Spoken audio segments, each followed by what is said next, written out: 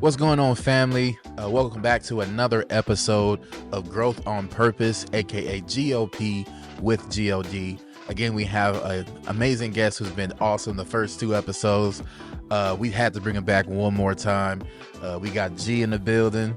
How you feeling today, brother? I'm feeling good, man. I'm feeling really good. Things are blessed, and I don't want to sound too churchy, but I truly believe it. So things are blessed. It's not luck. It's not happenstance. It's definitely God. That's what's up, man. On today's episode, or today's episode title is episode 3, Smile for the Camera. I feel like it's very important that we talk about people that go through life wearing a mask, that sometimes their real self is never shown to the people that maybe aren't immediately around them. So where maybe you're one way at home, but when you leave, you're something that you believe the world is telling you to be. And I want to be able to reach those people, have a conversation with me and you, be transparent of our experiences with wearing that mask, and to where we're not just smiling for the camera, but inside we're feeling a different way. And I really want to be able to focus on identity, not just as a person, but identity in Christ, and really figure out who we are. Because there's a lot of people who are really confused about who they are Mm-hmm. these days. We got mass suicides because of that thing. My Mm-hmm. my wife's a counselor, as we went over last episode, and she's experiencing people who don't really know who they are, Mm-hmm. and they're trying to discover, Identity crisis. exactly. And people are trying to figure out who they are through social media, if through their job, whether that defines who they are, whatever it might be. So I want to talk about it, get into it. So let's dig a little deeper into it. Mm-hmm. Um, why do you think people are afraid to be their real selves?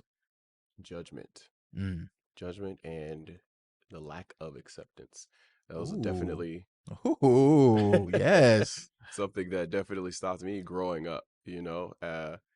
I didn't really fit in my community where I was at. I didn't fit what black kids looked like or what black kids did when I was a young kid. And it kind of made me create a shell, kind of a thing where I grew up, and I was a church kid growing up, and I grew up on the north side of Long Beach, so there's a lot of nonsense riffraff up that way. But my whole life, if I wasn't in school, I was at church. Right. So the ones who really got to see, you know, the real authentic me was the people I call family, which were my aunties and uncles through the church, my cousins and things of sort like that. But I'd say it's definitely a fear of judgment, or what that really boils down to is your concern about other people's perception of you. I love what you said about, like growing up, because I have the same story. Mm-hmm. I grew up in Inglewood, then I moved to Carson, and throughout high school I was in the Inland Empire, and I was known as that church kid. Mm-hmm. Um, if you knew me, you knew that I was about that life, that I was living the life of God, whatever it might be. But that was because I had a Christian mother, not Mm-hmm. just a Sunday Christian mother, but a Christian mother, to where I seen her get on her knees every day and pray, and things moved, and Mm-hmm. how things are just unexplained in her life that I couldn't help but to see. Mm-hmm. So that is what sustained me through high school, to where I'm not ashamed to say I'm a Christian. I'm not ashamed to say I don't smoke that. Or don't invite me to this party or whatever it Mm-hmm. might be, because of who I was. But I was also the captain of the football team. Mm-hmm. So it was like I was popular, but then not for certain things. I Mm-hmm. was I was kind of like that person where it's like I was unapologetically myself, but then I also wondered how to fit in, Mm-hmm. because there's no lane for Christianity. Now, we did have a Christian club, Mm-hmm. but it's not like we all were in the same grade or in the same classes or in the same circle of people. Right. So it's kind of like, yeah, that was there, but then besides that, in my church, that was really all I was doing. Mm-hmm. But the thing that I struggled with was the isolation that comes with that, the Mm-hmm. loneliness that comes with that. Mm-hmm. Because it's like you want to go out with your football buddies or your friends or whatever, but they're doing things that you just don't want to do, Mm-hmm. or things that you think that is not that's not me. Mm-hmm. And that finds yourself in a very lonely place. And I think that is also a big part of, why people are scared to be themselves, because it's like, I'm going to give into this peer pressure, because I don't want to just be that person at lunch sitting at this table by myself. Right. I want to fit in, so let me do whatever I need to do, or say whatever I need to say, or wear whatever I need to wear Mm-hmm. to blend in with the rest of my peers. And that's a scary place to Yeah. be lonely. Loneliness is real, y'all. um Do you think public opinion impacts our identity? Absolutely. I think it does because you are being told what society considers to be normal and acceptable. Mhm. And you don't want to be shunned or shut out or isolated because you may think differently. So you kind of it's that peer pressure, Right. to want to fit in or the need to fit in for your job. Like I have to present myself as this version of myself so that I can maintain this space at my job or so that I can keep doing what feeds me, things like that. So I think society kind of plays into that. Definitely about that judgment part, right? Hmm. Where it's like your opinion shouldn't matter, but it matters if I want to get to where I want to get to, Hmm. or whatever it might be. Where it's like, okay, I have this boss, they're telling me to do this. It's not what I want to do, but I got to do what I got to do. Right. Yeah. And it's like when people compromise that sometimes put themselves in a sticky situation. Hmm. And that's not where you want to be, where you're compromised. Because, like, okay, God wouldn't put something in front of me where I couldn't be me. Hmm. Because if He made me to be a certain way and to have a certain purpose and to have a certain love, but then this direction I'm heading in is taking me away from God, Hmm. that's definitely not what I want to do. So it Right. definitely impacts who you are. And sometimes you end up getting so caught up in social media and caught up in what the world wants. Your identity is now whatever you see, and you Hmm. really don't know yourself. Hmm. Because then when people say, well, what is your hopes and dreams? You go blank. Yeah. Or Very you just true. say, I just want to have a lot of money. And it's like, well, why do you want to have a lot of Right. money? It's like, Right. well, isn't Why do that you want a lot isn't of that the money? goal? It's like, who told you that that was the goal? Exactly. Uh, isn't that what everybody thinks? Okay, well, what if you think? So it's like you got to keep going Hmm. down that question of the why. Exactly. And if you don't have an answer to that why, yeah, you're doing something you don't want to do or you don't Hmm. know you're doing. So yeah, I think that's definitely true about public opinion shaping who Absolutely. you are. Um, at what point do you think we start to believe the lie that we present to people? I think it happens when you're accepted for it. Ooh, dropping bombs today, brother. Once you get a positive affirmation for something you're not authentically inside, that's when you make that mental note when that chemical releases, okay, I'm going to do that again because that was accepted or I was praised for doing that. Right, This isn't who I am, but I see that around me, everybody likes when I do this. So I'm going to continue to do that so that I'm liked, or that right, I got this promotion because I cut off friends for work. So I feel like I need to cut off more friends and more events to keep doing work so that I can continue to be elevated in this position or whatever have you. right. I think a lot of people can label you as something, Hmm. and because like you said, that's what people see when they see me. Hmm. So let me ride with this label that I've been given. Hmm. And it's like, okay, somebody once said, man, you seem like you a real laid back, chill dude. But then it's like, I'm actually very energetic, outspoken, and an introvert. And it's Hmm. like, yeah, that's who you want me to be. So I guess I'll be that around you. But at Hmm. home, I'm gonna be me. And it's like, well, like for me, like I'm a bigger guy, so they expect me to be a little, chill. Like they don't expect me to be whatever. But like even today, I'm laughing at knowing you now. Like right? you But got if a you just lot of saw me energy. walking Yeah. during the like down the street, you would think, okay, he's probably just laid back, chill, whatever it might be. But nah, you Hmm. ask my wife, I'm crazy. It's a little bit. I'm a little crazy. I play too much. Hmm. I play too much. But it's okay because that's what God led me to do. And I have a heart for people. I have a heart for laughter, joy. Like that's my vibe. And if you Hmm. think I should be looking different doing that, then I don't know what you come to do. What's funny is I was actually praying about that. I've been having an ongoing prayer, which you knew part of, which is finding equally yoked friends, basically. And when we went to that crawfish festival a while back, I was telling my wife before that happened, I was like, oh, I'm nervous, because I know Nate as a Christian man. He said he prayed the same prayer, and I feel like this is where our relationship is kind of at, where our relationship is centered in a Christian man. And I said, I want like a deeper friendship with Nate and his wife Shar. And then I said, once we went to that crawfish festival and we actually just sat back and we had a good time, like just being ourselves. And we were riding the car back. I was like, that kind of really opened it up. And I was like, that really spoke to my heart. It's like, because I've been praying for a true friend and not just a sometimes friend, or I can only be XYZ friend with you now, or we're not, doing nothing crazy. We're not in the streets. We're not, dancing with the devil or nothing like that. But someone that I don't have to sit back and I don't always feel like talking about the Bible from sunrise to sunset all the time, but Right. having someone that I know that I genuinely enjoy your presence, I genuinely love talking to you and having you around, and I'm also able to talk about the Bible with you. It's like I can be my full, complete self. Right. And I was like, that was definitely a prayer that I was praying.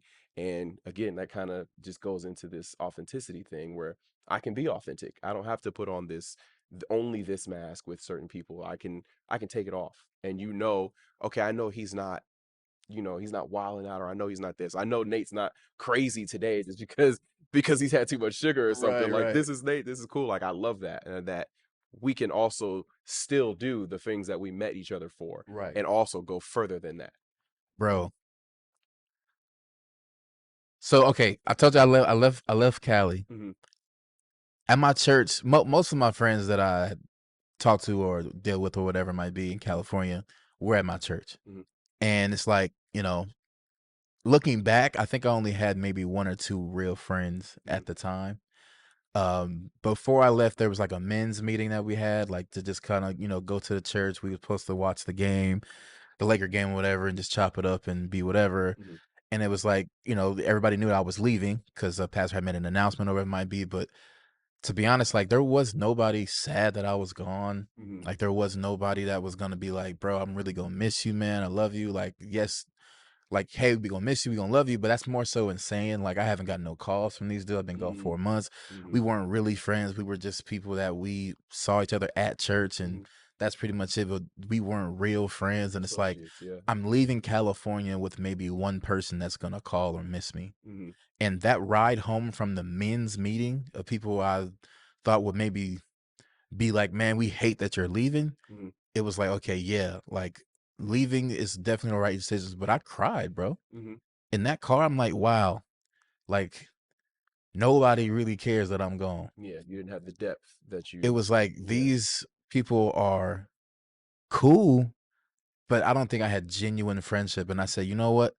I'm going to another state. I hope that I find real, genuine friendships, like men that understand me or whatever it might be. And I was very intentional with that. Hmm. Like on my way home that night and the drive to Texas from California. And it was kind of like, yeah, I want to meet real whatever. And then literally 2 days of being there, I met you talking about braids. Hmm. So it's kind of like, bro, like God is it's crazy to hear you say that God means a lot to me, brother. Yeah. Because it's crazy that we were praying the same thing because we had a couple friends, but then Hmm. that didn't really like they're not together no more. Hmm. So it's like, okay, we liked going out with couples and doing stuff and Right. going to Vegas or doing this, that, and the third. And it's like, now that's gone, babe. What we gonna do? Right. So it was kind of like not literally 2 days of being here, we met you and your wife, and it's Hmm. like we over here shopping for furniture for our new place. And you like, well, let me come over and help you pick out a couch or something like that. And it's like, Hmm. this person reminds me of me. You help me move. Like I've helped people move all the time. Like you were giving without anything in return. Like it was like, hey, this is me. Like he's me. And then not only that, we look alike. And it was like, this is my twin. Twin. And it's like this is exactly what God, like God definitely answered a prayer with you, bro. And I appreciate you. And that's also a way where I know, like, finding my identity is being able to see my reflection in not only my wife or people around me, but in friends like you, to where it's like I can be 100% me. And it's only Hmm. maybe two other people in my life that I can be 100% me with. Hmm. So I appreciate you, brother. Absolutely. I know we had a little heartfelt, little Hmm. thing right now, Hmm. but Praise we're gonna God get back for on track. that. What we're gonna do is we're gonna go to viewer's voice Hmm. and we're gonna hear from our viewers and see what questions they have. Okay. Um, one question was what I thought was a good one. How do you help someone who you know is being fake Ooh. or not their real self? Where it's like, how do you tell that person like you not that way in public? Like, Hmm. what is happening here? Like, how do you have that conversation with that person? Man, how do I have that? I feel like I have a friend that would, we've become accountability friends over the years, but kind of just if they're a close friend where you've developed that relationship, you can call them out Right. without it being received as hate, you know? And just like, come on, dog, you know that's not you. You know, you putting on a face and it's like this may have been, necessary for whatever part of the journey, but leave that back there. Or, you starting to slip. Come on, get back to what you know you're supposed to be. And for me, that's how that looked uh for a while, just being straight up honest, being candid. We have a good time, we're out, and then once we're by ourselves, once we're on a ride back, it's like, all right, dog, what's going on, man? You slipping. I see you slipping. I need you to tighten up, lock Yeah. in and things like that. And that's how I wouldn't necessarily call that situation fake, but definitely like it was a nip in the bud. Like before it got to that level, I'm not gonna let it get there. I can see the path you're going on, and let me call you out on it now. Let you reflect on it. Again, our common theme is self evaluate Yeah. and get on top of it.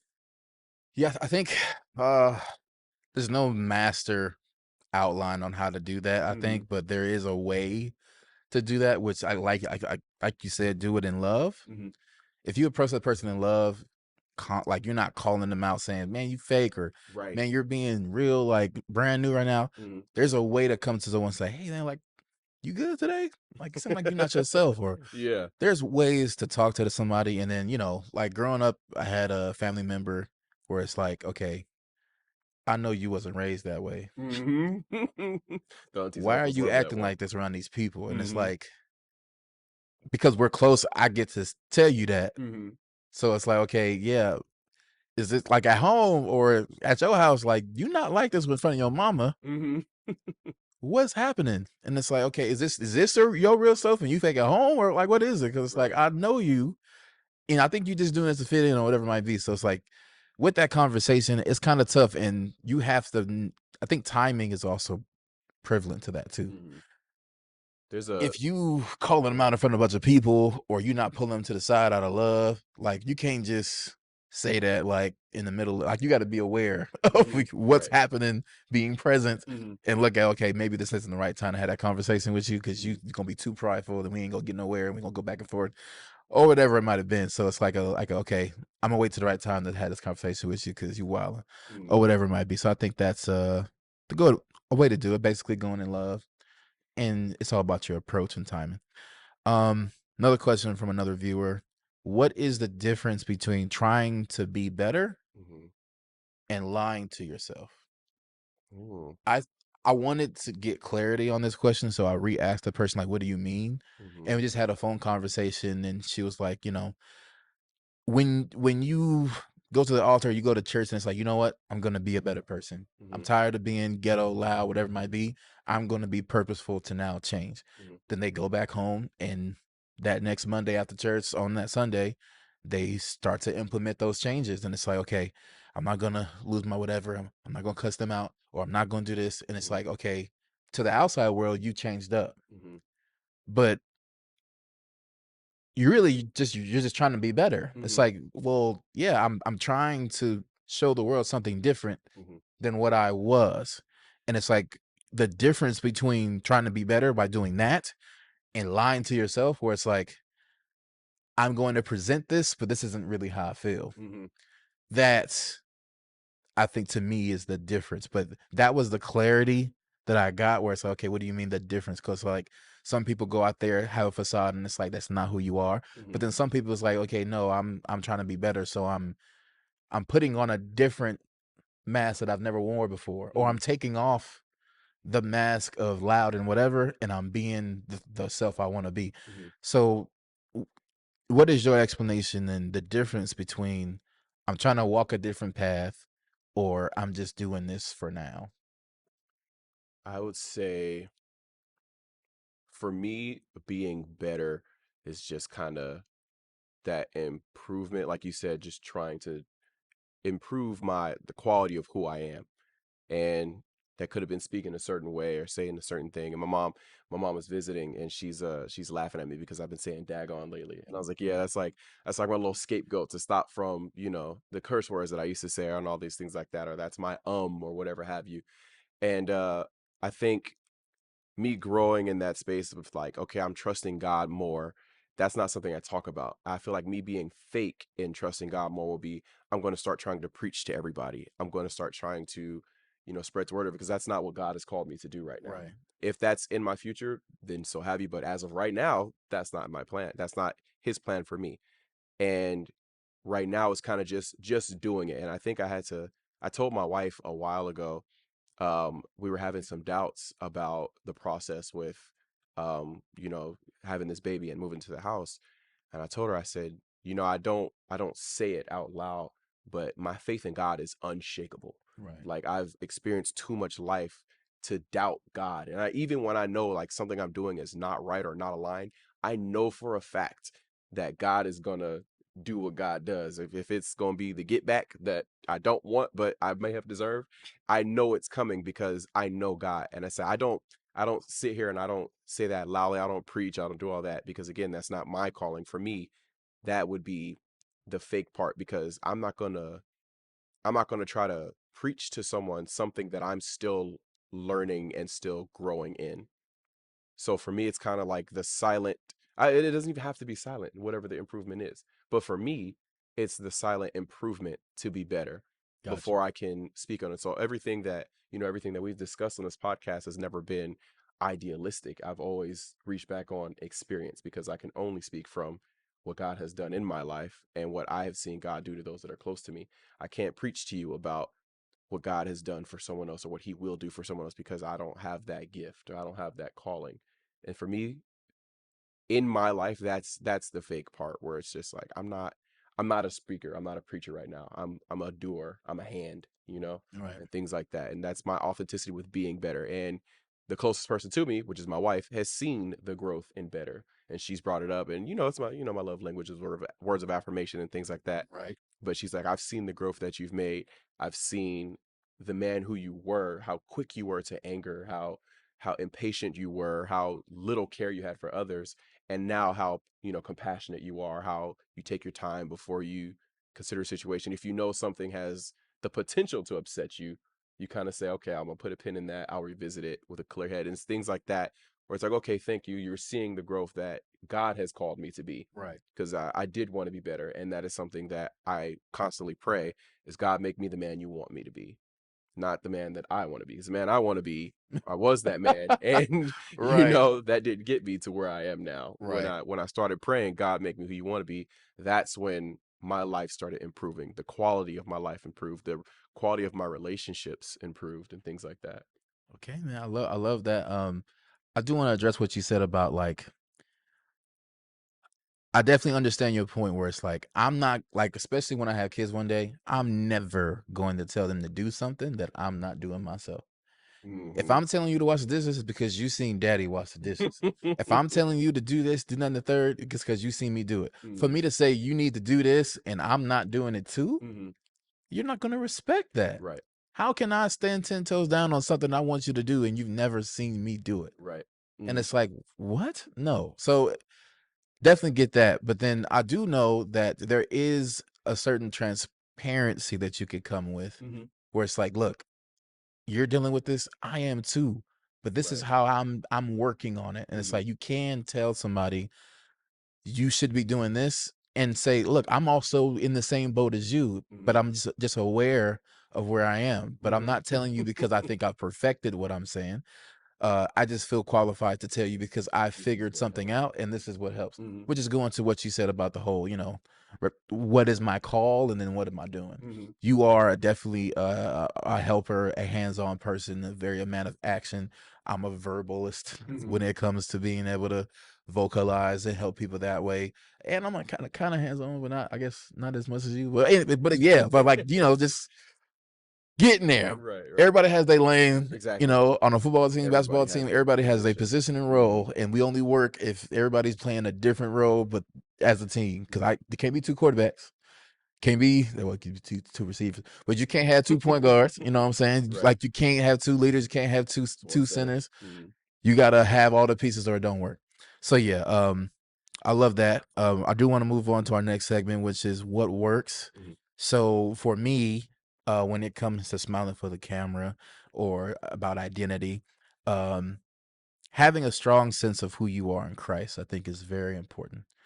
The Bible says that we are a chosen people. Sorry, a chosen people, and that we are called to be in the world, but not of the world. Mhm, To not be ashamed of who God made us to be, mhm, and I feel like it's so important that yes, you weren't saved and you were a certain way, but now that you're saved, don't completely change into a different person. mhm. Keep your same personality, just have a different heart. Grow. Mhm, Because at the end of the day, God is not really looking for your works or your actions as much as He is your heart. Because if He has your heart, your actions will show. mhm, But a lot of people do things or the works and their heart's not in the right place.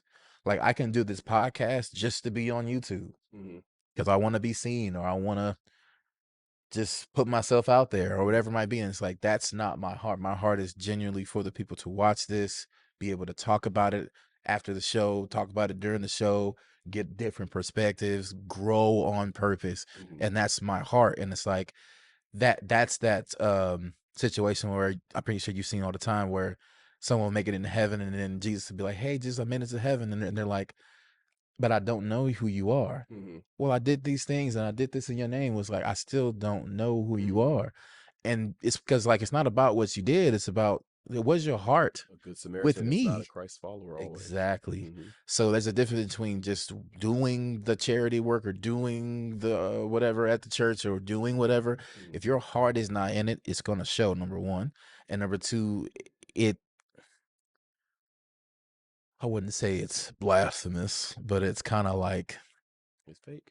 yeah, it's kind of fake where it's like, okay, you can tell when the person singing is really about that life as a worshiper Mhm, compared to someone just going through the motions on the song.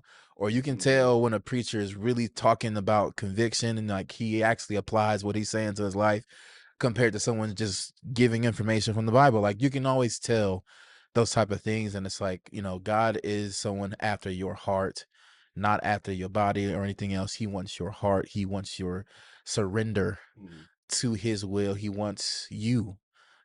You are not what you do. You are what your character is. So if you were unsaved and you was loud or whatever it might be loud for God. If you were a introvert and you wasn't that outspoken, don't all of a sudden turn into a whole nother person. But I think what we said in episode 1, where it's like about change, like don't completely change who you are, mhm, but just change why you do what you do. mhm. That What you're here why for. should now Mhm, change. So for me, that's how I find my identity is I figure out who I am in Christ because we know the person that made me should know my purpose and who I am. mhm, And as long as I'm being my authentic self in that, then I'm good. mhm. What works for you when it comes to avoiding smiling for the camera but being your real self? What works for me? I guess confidence in my life and confidence in God's calling. That works for me. I feel like my wife is she's definitely a great partner. She's she empowers me to be who I am and not who someone wants me to be. And when I have her by my side, it's kind of like what we're doing, or where we're at, I should say, doesn't matter. And it was something I struggled with before, but with her, I've definitely grown in. But like where we're at doesn't matter. I'm still going to be me in this space. And I've taken that and kind of applied it to my personal life. And it's funny because I compare it to like my combative ways from like the military. Like, okay, well, I'm me. What are you gonna do about it? You know, Right. like what do you have to say about me being me? There's nothing about you that threatens me enough to not be myself. Mm, I'm not scared to be me around you, and got you. that's kind of where I go with it. Where I'm very happy person all the time because I'm very content with my life, and at work, there's people that complain about work all the time. That, I'm tired of doing this. I'm tired of this person. I'm like, well, I'm having a blast here because this is where I wanted to work. I prayed for this job. I Right. got this job, and I truly enjoy it. Yeah, you guys are all negative, and that's cool for you, but find somewhere you're not negative. As for me, I love it here. I'm having a great time. I love talking to people about nothing. I love being surprised when I'm just saying hello and someone has a whole life story to tell me, like, oh, okay. Well, it's not a problem. I spoke to you. This is what I accept. I'm going to present myself wholly the same way that you present yourself wholly. And I want to cultivate that space too. And I think that's really kind of definitely a driving force is me creating the space for people to be themselves the same way I want to be myself around them. Got you. Yeah, I love what you said too, just about, understanding that I'm me, Hmm. but me doesn't mean that I'm fixed to this me. Hmm. Because I told my wife when I married, I said, I'm marrying Shar, who she is today, Hmm. but I'm also marrying who you will become. Hmm. Because that's also going to be my wife too. Hmm. So it was like, who you're becoming is also who I need to be concerned with. Hmm. I'm not concerned on who you used to be, because I'm not with that girl right now. I am concerned with who you are now and who you will be, but not about who you were. Hmm. And that's important, I think, when it comes to understanding self, and when it comes to understanding what you want. And I think when we put those things into like perspective, Hmm. when it comes to what works, you know, we are who we want to be, but then we're also a product of where we come from. Hmm. But that doesn't mean that we can't change for the better. Hmm. Like we talked about episode 1, where it's like, you know, you are you, but there's a better version of you, where it's Hmm. like, still be you, but just be better. Better quality. Hmm. So yeah, I think that's a good explanation of what works when it comes to smiling for the camera. Again, we have a lot of people dealing with identity crisis, and for those of you watching, if you want to put in the comments what you are struggling with, or if you want to message myself to talk about a deeper conversation or whatever it might be about identity and who you are, we can always have those conversations. Pretty much open to whatever you guys want to talk about. We can dig a little deeper into it and go from there. But I want to thank you again, man, for being on the show. Absolutely. Thank you, viewers, for tuning in, listening to the show. We appreciate y'all. Again, don't forget to like, comment, and subscribe to our YouTube channel. Every Sunday, we're popping out episodes, so tune in. If there's any kind of updates, I'll definitely post that, put stories, all that. Anything you want to say to the people, man? Love God and trust God. There it is. And as we say, growth on purpose, grow on purpose with God. Have a good week, y'all. Till next time. Thanks for watching Growth on Purpose podcast, aka GOP with GLD. If you enjoyed today's episode, be sure to like, comment, share, and subscribe to our YouTube channel. And don't forget to hit that notification bell so you can be notified of all future content.